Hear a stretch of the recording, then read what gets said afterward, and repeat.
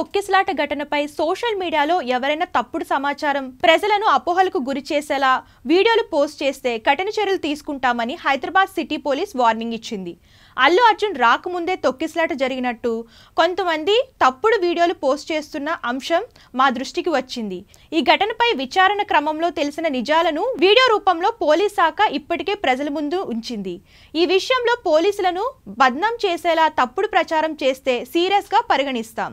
ఒక అమాయకురాలు మరణం, ఒక పిల్లాడి ప్రాణానికి ప్రమాదం సంభవించిన ఈ కేసులో ఎంతో నిబద్ధతతో విచారణ జరుపుతున్నాం.